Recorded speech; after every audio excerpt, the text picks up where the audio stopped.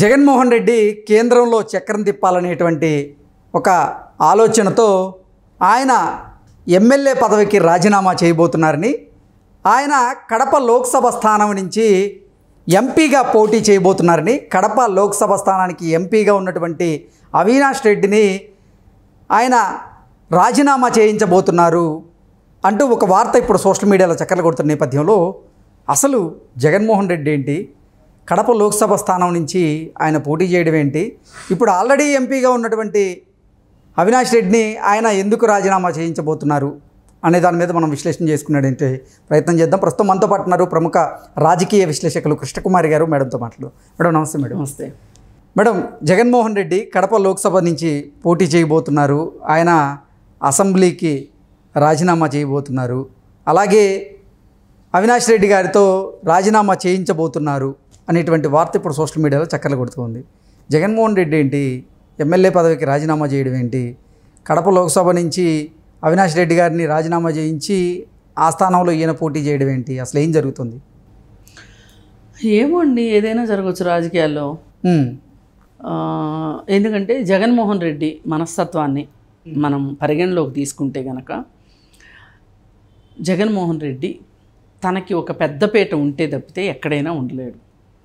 అది ప్రజల్లోనా, చట్టసభల్లోనా, వ్యాపారాల్లోనా, ఇంట్లోనా, ఎక్కడైనా సరే ఆయనకి ఒక పెద్దపీట కావాలి. అందుకే పెద్ద పెద్ద అంతఃపురాలు కట్టుకుంటున్నాడు ఆయన.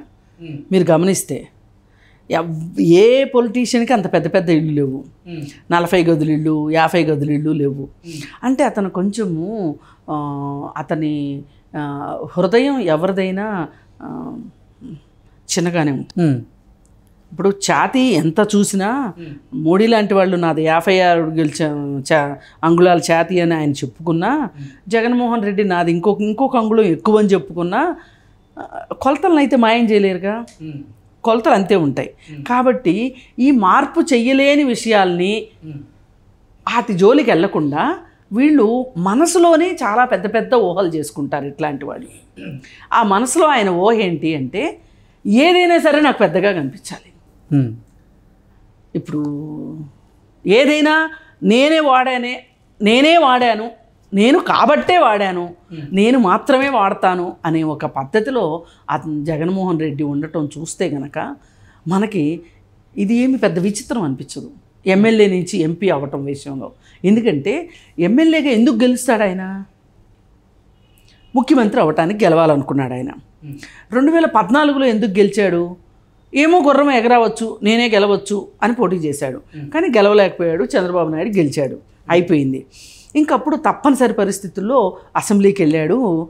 ఏదో తూతూ మంత్రంగా సగం రోజులు వెళ్ళి సగం రోజులు ఎగ్గొట్టేసేసి మన ప్రజాక్షేత్రంలోకి వెళ్ళి పాదయాత్ర చేసి, పాదయాత్ర పేరుతో దండయాత్రలు చేసి మొత్తానికి ఎట్లయితే గెలిచాడు. గెలిచి సీఎం అయ్యాడు. ఇప్పుడు మళ్ళా సీఎం స్థానం నుంచి మళ్ళీ ఇప్పుడు ఎమ్మెల్యే స్థానానికి పడిపోయాడు ఆయన. ఆయన ఏంటి, కనీసం నాకు ప్రతిపక్ష హోదా అన్న ఇస్తేనే నేను అసెంబ్లీలోకి అడుగు పెడతాను, లేకపోతే మరీ పూలమ్మిన చోట కట్లమ్మినట్టు ఉంటుంది, బాగోదు, నేను అసలే డైమండ్ వ్యాపారిని, నేనేం ఉల్లిపాయలు అమ్ముతానులే అనుకుంటున్నాడు ఆయన. అనుకుని ప్రతిపక్ష హోదాకు కూడా ట్రై చేశాడు. అది ఆ పప్పులు ఉడకల. విపక్ష నేతగా మాత్రమే మిగలాల్సి వచ్చింది. కేవలం ప్రతిపక్ష నేతగా మిగిలాడు. మరి ప్రతిపక్ష నేతగా మిగిలిన తర్వాత ఏ మొహం పెట్టుకుని వెళ్తాడు? ఆ దర్పం ఏది? ఆయన అంటే చిటికలు వేస్తే, సైకిల్ చేస్తే, ఆ స్పీకర్ పేరేంటి, తమ్మినేని సీతారాం ఏం చేయమంటే అది చేశాడు. స్క్రిప్ట్ ప్రకారం మధ్యలో చీటీలు పంపిస్తే కూడా చీటీల ప్రకారం మాట్లాడిన రోజులు ఉన్నాయి అసెంబ్లీలో. అంత హవా చేసిన తర్వాత, అలాగే ఈ మార్షల్స్ని ఎట్లా అంటే అట్లా ఎడాపెడా వాడిన సందర్భం మనం చూసాము. అలాగే ప్రతిపక్ష వాళ్ళని హీనంగా చూసి వాళ్ళందరినీ బయటికి ఎత్తేయించిన పరిస్థితి చూసాము. అసలు ప్రతిపక్షం వాళ్ళు సభకి రాకుండా చేయటానికి ఏమేమి మాయోపాయాలు చేయాలో కూడా మనం చూసాం, అన్నీ చూసాం. ఆఖరికి జగుప్సాకరమైన పద్ధతిలో కుటుంబ సభలో లేని వాళ్ళ గురించి మాట్లాడకూడదు అంటారు ఎవరైనా. కానీ సభ్యులయ్యుండి సభలో లేని వాళ్ళ గురించి మాట్లాడకూడదు అన్న నిబంధన ఉంటే దానికి కూడా తిలోదకాలు ఇచ్చి ఇంకొక 4-5 స్టెప్పులు ముందుకేసి అసలు సభ్యులు కాని వాళ్ళని కూడా తీసుకొచ్చి సభలో మాట్లాడటం మనం చూసాం కదా. భువనేశ్వర్ గారి గురించి మాట్లాడటం మనం చూసాం కదా. అంటే ఒక భర్త యొక్క ఆత్మాభిమానం ఎక్కడ దెబ్బతింటుందో చూసి అక్కడ గురి చూసి కొట్టాడు కదా జగన్మోహన్ రెడ్డి, కొట్టించాడు కదా. పైగా అలా మాట్లాడినప్పుడు ఆయన సభలో చేసిన వికట్టహాసాలు తలుచుకుంటే ఆ రోజే నాకు అనిపించింది, ఈసారి జగన్మోహన్ రెడ్డికి అధికారం రాకపోతే ప్రతిపక్షంలో కూర్చోవాల్సి వస్తే అసలు జగన్మోహన్ రెడ్డి సభకు వస్తాడా అని నేను ఆ రోజే అనుకున్నా. ఏది ఆ వికట్టహాసం చేస్తుంటే అది మామూలుగా లేదండి. ఆ నవ్వు పరమ భయంకరంగా నవ్వాడు ఆ రోజు. మాయల పకీర్ నవ్వు అంటారు దాన్ని, నవ్వాడు. సరే, అంటే తను అధికారంలో ఉండగా ప్రతిపక్షాలను ఎలా చేయొచ్చో అన్నీ చేసి చూపించేశాడు. ఇప్పుడు అదే ప్రతిపక్షం పరిస్థితిలో తను కూర్చోవాల్సిన పరిస్థితి వచ్చింది. ఈ పరిస్థితుల్లో నన్నేం చేస్తారో, అసలే తండ్రి లేని పిల్లాడిని, అసలే అధికారం కోల్పోయిన వాడిని, అసలే ప్రతిపక్ష హోదా కూడా లేనివాడిని, నాకు ఇదంతా చూస్తుంటే ఏం గుర్తొస్తుందంటే, ఓ సినిమాలో మీనా ఓ పాట పడుతుంది, అమ్మా నాన్న లేని వాళ్ళం తాం, అమ్మా నాన్న లేని వాళ్ళం అని చెప్పి దేవుడా దేవుడా దేవుడా అని పాట పాడుతుంది. నిజంగా ఇప్పుడు అమ్మ ఉన్నా లేనట్టే జగన్మోహన్ రెడ్డికి, నాన్న లేడు. మరి ఇప్పుడు ఈయన ప్రజల దగ్గరికి అమ్మా నాన్న లేని వాళ్ళం దేవుడా అనుకుంటా వెళ్ళాడు, కానీ వాళ్ళు కరుణించలేదు. కానీ సభలో మట్టుకు తనకేం జరగబోతుందో బాగా ఊహించుకుంటున్నాడు. అసలే ఊహల మనిషి అని మీకు ఫస్టే చెప్పా, ఆయనకి ఊహలు ఎక్కువ అని. ఆయన విజువలైజేషన్లో ఇవన్నీ ఊహించేసుకుని ఆయన సభకు రావద్దు అని డిసైడ్ చేసుకున్నాడు. సభకు రావద్దు అని డిసైడ్ చేసుకుని ఆఖరికి ఆ రోజు తను ఎమ్మెల్యేగా ప్రమాణ స్వీకారం చేశాడు జగన్మోహన్ రెడ్డి. అది కూడా ఎందుకు చేశాడు అంటే, వీళ్ళ దగ్గర చాలా బలం ఉంది, ప్రమాణ స్వీకారానికి రాకపోతే అసలు అతను గెలిచింది కూడా రద్దు చేస్తారేమో అనే భయం వేసి వచ్చాడు ఆ రోజు. కానీ నా సైన్యం నా 11 మంది, నేను నాతో ఇంకో 10 మంది, ఆ 10 మంది ప్రమాణ స్వీకారాన్ని కూడా కళ్ళారా చూసుకోలేకపోయాడా? ఆయన సీటు కింద ముళ్ళున్నాయి, ఎదురుగా యమకింకరులాగా వాళ్ళందరూ కనిపిస్తున్నారు. ఇవన్నీ ఊహించుకుని సభ నుంచి వెళ్ళిపోయాడు. ఇప్పుడు ఏం ఆలోచిస్తున్నాడు, ఇలాంటి సభకు వచ్చే ఉద్దేశం లేకపోతే ప్రతిపక్ష స్థానం గురించి అడిగుండేవాడు కాదు. అంటే ఏదో ఒక హోదాలో కూర్చుందాం అనుకున్నాడు అక్కడ. అంటే కింద పడ్డా నాదే పైనుంది, నా చెయ్యే పైనుంది అనే పద్ధతి అన్నమాటది అనుకున్నాడు. అది కూడా ఆ ఆశల మీద కూడా నీళ్లు చల్లేసరికి ఇప్పుడు ఏం చేస్తున్నాడు, ఇప్పుడు పార్లమెంట్కి వెళ్దాం. పార్లమెంట్కి వెళ్ళాలంటే ఏ ఎంపీ ఇప్పుడు తనకి లైన్ క్లియర్ చేస్తారు? అవినాష్ రెడ్డి అయితేనే చేస్తాడు. ఎందుకంటే ఈయన జుట్టు ఆయన చేతిలో, ఆయన జుట్టు ఈయన చేతిలో ఉంది కాబట్టి ఏమి రంగం ఆడినా వీళ్ళిద్దరూ ఆడాల్సిందే రంగం అంతా. అందుకని చెప్పి అవినాష్ రెడ్డిని సైలెంట్గా కూర్చోబెట్టి రాజీనామా చేయించి ఉప ఎన్నిక వచ్చేటట్లు చేసి అక్కడ తను పోటీ చేసి ఎంపీగా అయితే ఆయనకు వచ్చే లాభం ఏంటి అంటే, ఢిల్లీలో అనుకోండి గుంపులో గోవిందం, శతకోటి లింగాల్లో ఇది ఒక బోర్డు లింగం ఉంటుంది, అట్లా ఎంపీగా పడి ఉంటుంది. అక్కడ చక్రం తిప్పొచ్చు ఢిల్లీలో, పైగా కేసుల గురించి మాట్లాడుకోవచ్చు, నేను ఉన్నాను అని గుర్తు చేయొచ్చు. మోడీకి అప్పుడప్పుడు కనిపిస్తూ ఉంటే మోడీ చల్లని చూపుల కింద ఉంటాడు. ఇప్పుడు వీళ్ళిద్దరికి చాలా డిస్టెన్స్ వచ్చింది ఇద్దరికి. ఇప్పుడు దాన్ని భర్తీ చేసుకోవాలంటే రోజు కనిపించి గుడ్ మార్నింగ్ గుడ్ ఆఫ్టర్నూన్ చెప్పాల్సిందే. అయితే ఇది ఎలా సాధ్యమండి అని మీరు అడగొచ్చు సింపుల్గా.